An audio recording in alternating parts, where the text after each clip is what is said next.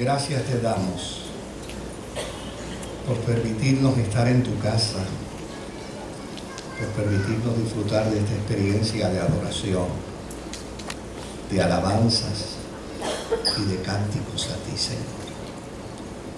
Gracias te damos por la fidelidad tuya y gracias te damos, Señor, por el gozo de saber de tus hijos.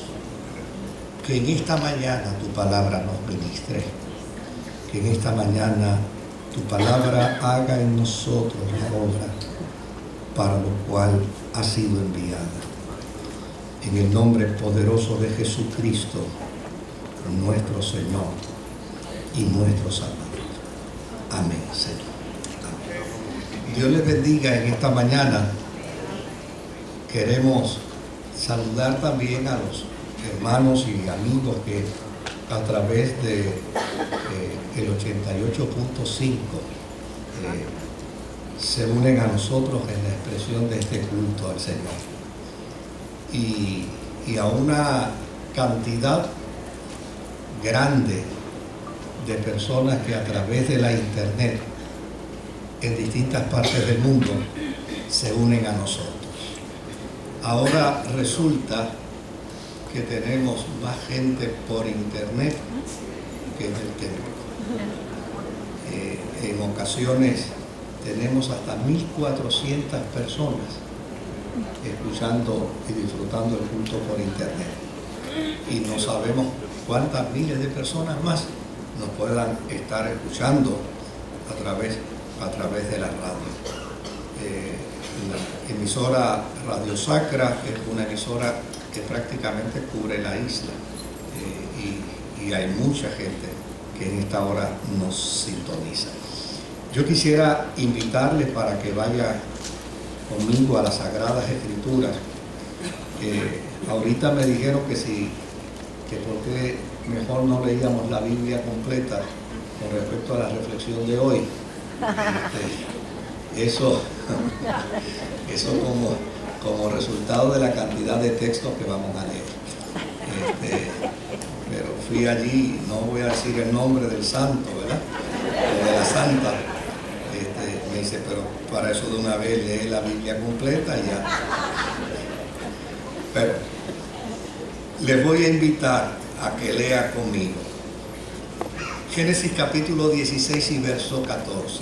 Mire cómo dice: por lo cual llamó al pozo, pozo del viviente que me ve. He aquí está entre Cades y Bered. Vaya conmigo ahora al 25:11, Génesis 25:11. Y sucedió después de muerto Abraham, que Dios bendijo a Isaac su hijo, y habitó junto al pozo del viviente que me ve. Ahora vaya conmigo a Job 19, verso 25 al 26.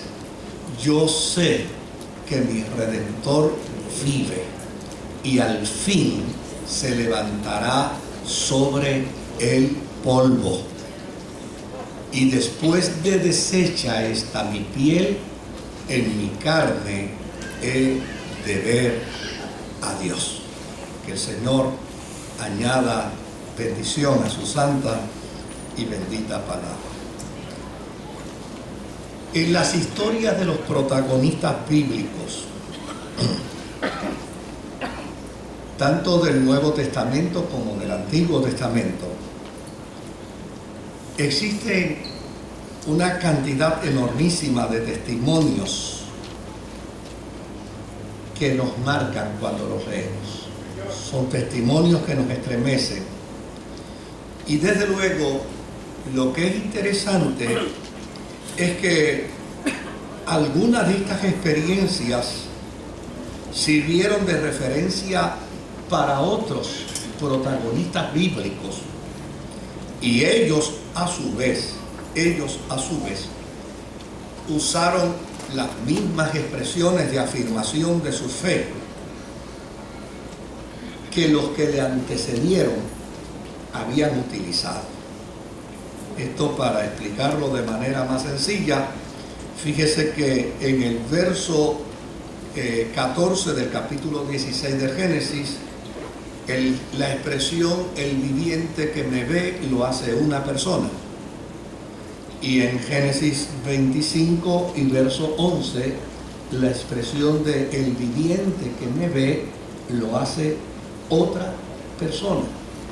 Y lo hace probablemente unos 30 años después. Lo que quiere decir es que la misma expresión fue utilizada por ellos.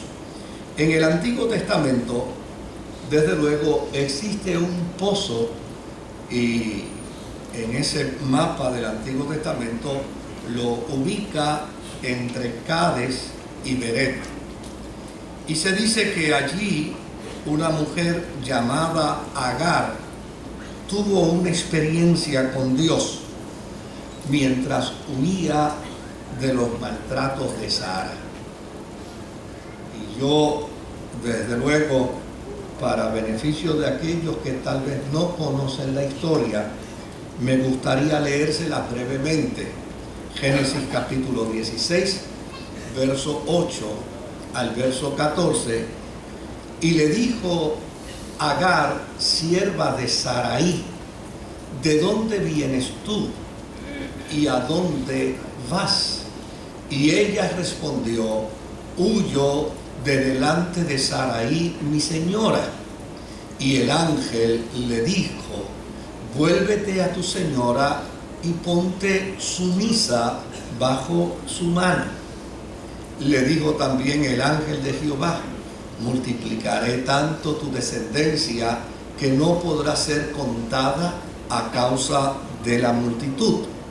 Además le dijo el ángel de Jehová, he aquí que has concebido y darás a luz un hijo y llamarás su nombre Ismael, porque Jehová ha oído tu aflicción.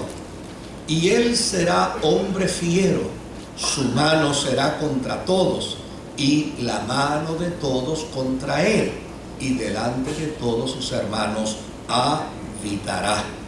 Entonces llamó el nombre de Jehová que con ella hablaba, tú eres Dios que ve, porque dijo, no he visto también aquí al que me ve. Por lo cual llamó al pozo, pozo del viviente que me ve. He aquí, este está entre Cades y Beret. Verso 15, por favor.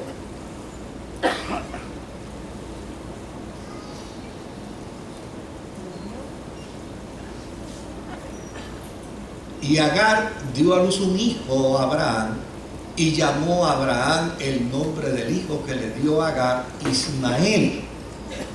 Era Abraham de edad de 86 años cuando Agar dio a luz a Ismael. Desde luego, esta historia la pudiéramos utilizar en algún momento para hablar de judíos y de árabes, pero este no es el momento para ello. Lo que yo quiero traer es que esta es una historia de una mujer egipcia que vino como esclava a la casa de Abraham y a la casa de Sara, y por alguna razón a doña Sara no le caía bien esta mujer. Desde luego hubo un momento inclusive en que se dio una intriga aquí de tipo novela. Cuando uno lee esto, créame que uno dice, aquí esta novela es más interesante que las otras, por el hecho de que Abraham vivió un tiempo de mucha esperanza. Él quería tener descendencia. Dios le había prometido descendencia. Su esposa Sara también quería que Abraham tuviera descendencia, pero no se lograba. Y un buen día Sara le recomendó a Abraham y le dijo, mira, si no es conmigo, puede ser entonces con algunas de nuestras esclavas. ¿Qué te parece, Agar? Y desde luego, pues Abraham era un hombre de fe, no titubeó y dijo que sí. ¿Verdad? Algún día cuestionaremos esa fe, no trabajaremos con ella ahora, porque la verdad que fue un acto de fe de mucha conveniencia y que a la larga le trajo muchos dolores, muchas angustias, muchos sufrimientos, no solamente a Abraham, sino que todavía hoy las malas decisiones de Abraham las estamos saboreando nosotros. Ahora, lo que es importante es que esta mujer huyó de Sara, y una vez huye de Sara, el ángel la detiene. El ángel habla con ella y ella reconoce que ese que quien habló con ella obviamente era el Dios del cielo.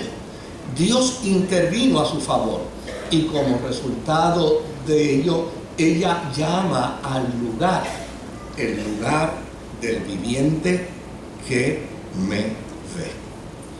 Claro, la historia se volvió a repetir posteriormente y en esa repetición vuelve de nuevo Dios a intervenir en favor de Agar y vuelve Dios a hacerle promesas a Agar con respecto a su hijo Ismael, pero ella regresó a la casa de Sara y cuando regresa a la casa de Sara finalmente sucede entonces que ahora no se va ella huyendo, sino que doña Sara obliga a Abraham a sacarla de su casa y entonces la devuelve por el desierto, cosa que todavía para mí resulta tan injusto. La devolvió por el desierto de Egipto para que regresara con los suyos. Desde luego Abraham se queda con Sara y vino el milagro. Finalmente Sara queda embarazada y da a luz a su hijo. Y cuando da a luz a su hijo, ya una vez Abraham había muerto, ya una vez Abraham había desaparecido, Isaac tuvo sus propias experiencias de vida, tuvo sus propias circunstancias, tuvo sus propias crisis. Parece que esta historia de Agar se hablaba en la casa de Abraham. Parece que esta historia se conocía en la casa de Abraham. Porque llana y sencillamente, en medio de las crisis de Isaac, en medio de los sufrimientos de Isaac, Isaac ve a Dios prosperarlo, ve a Dios intervenir a su favor, ve a Dios hacer maravillas y portentos en su vida. Y él mismo decide llegar hasta el pozo del viviente que me ve, para allí tributar, recordar, adorar y solicitar a Dios, que es prácticamente lo que hacemos todos los seres humanos frente a Dios: adorarle, tributarle a Él alabanza, y a la misma vez aprovechamos el viaje para pedirle alguna cosa que necesitamos. Y eso obviamente lo fue a hacer allí también Isaac. Pero lo interesante es que quien escribe la historia dice que lo hizo justo en el pozo del viviente que me ve.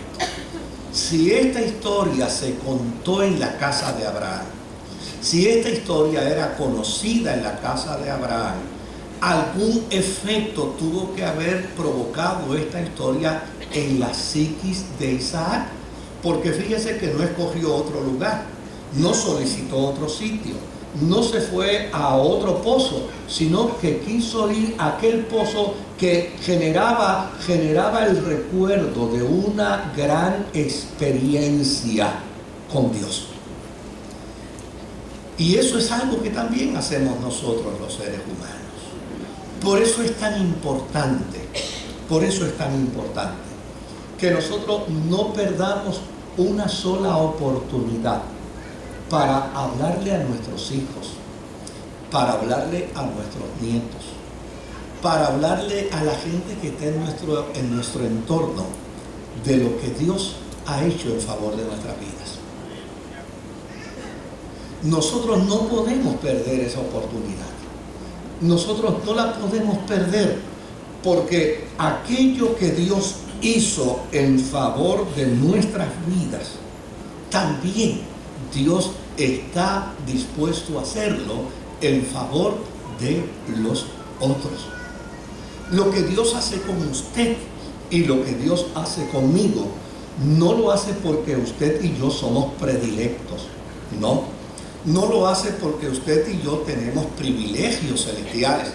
Lo hace por su gracia, lo hace por su misericordia, lo hace por su compasión. Y de la misma manera que lo hace conmigo, también lo puede hacer con los que están en nuestro entorno. Pero ¿cómo creerán si no hay quien les predique? ¿Cómo escucharán, cómo oirán si no hay la buena disposición para contarlo?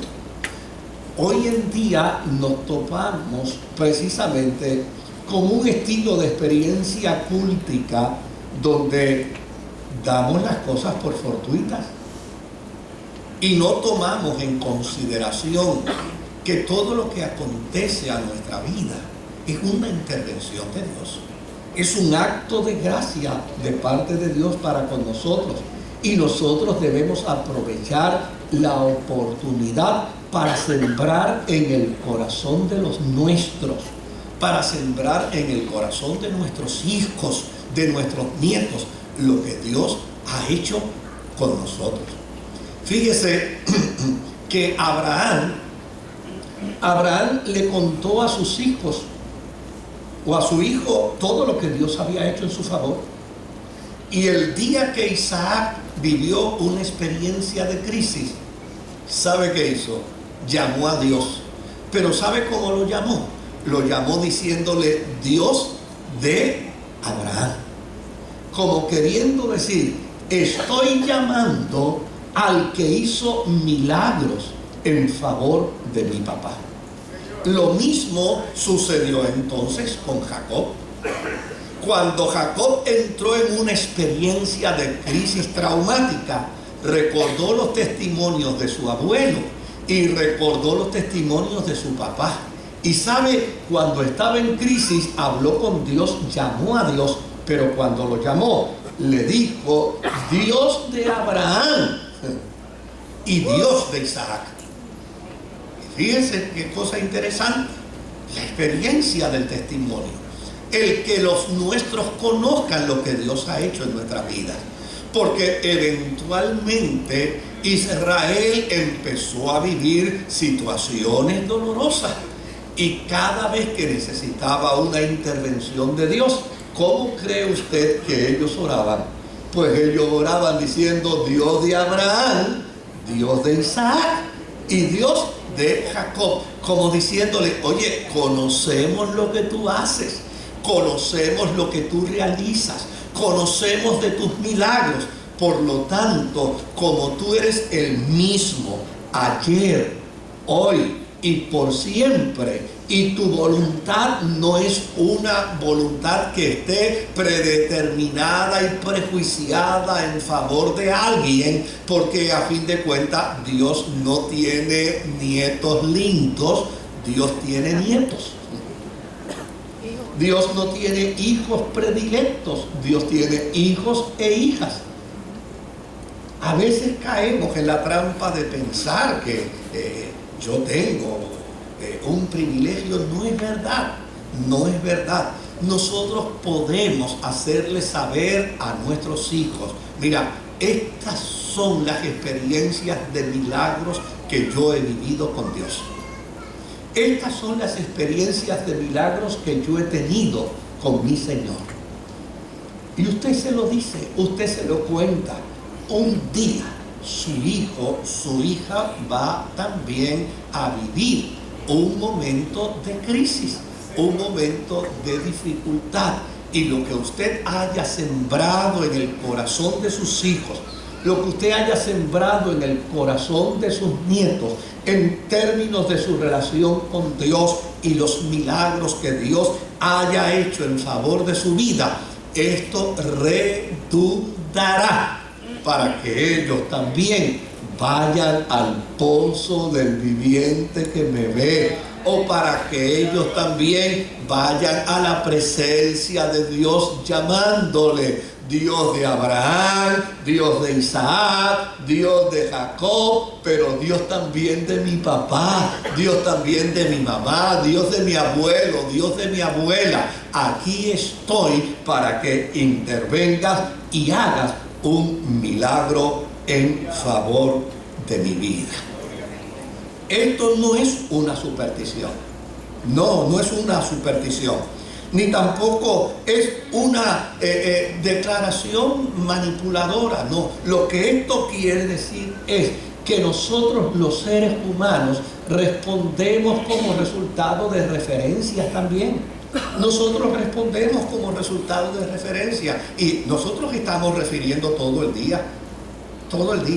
Mire, referimos al abogado que nos hizo un favor y nos ganó un caso. Referimos al médico que ayudó a nuestra salud en un momento dado. Referimos al trabajador social, referimos al psicólogo, referimos al psiquiatra. Nosotros nos pasamos refiriendo todo. ¿Por qué no decirle a los nuestros, te recomiendo al Señor para tu problema? Te recomiendo al Dios del cielo para tu situación. Yo estaba en una experiencia de crisis, yo estaba en una situación de problema, yo estaba en una situación de adversidad y Él intervino a mi favor. Y Él es el mismo ayer, hoy y por siempre. Así es que estas declaraciones que encontramos en las Sagradas Escrituras estimulan al alma y a los sentidos, llana y sencillamente porque en algún momento dado nuestros hijos, nuestros seres queridos van a enfrentarse a crisis. Mire, todos estamos hablando, y es gracioso porque la gente escucha nada más que un chispito de las noticias estas revoltosas que hay en nuestro país, de espíritu sensacionalista y de gente que muchas veces en lugar de informar, desinforma. Pero nosotros escuchamos nada más que un chispito de la noticia y de inmediato empezamos a repetir ese chispito que hemos oído y lo decimos con tanta certeza. Todavía la cosa no está mala. Espera que lleguemos a junio. ¿Usted oye? A lo mejor es cierto. A lo mejor es cierto. ¿Quién sabe? No sabemos. Pero estamos haciendo referencias constantemente. ¿Por qué no referir a aquel que ha intervenido en nuestro favor? ¿Sabe usted? Mire, esta no es la primera crisis que vive nuestra nación. Esta no es la primera crisis que vivimos como puertorriqueños.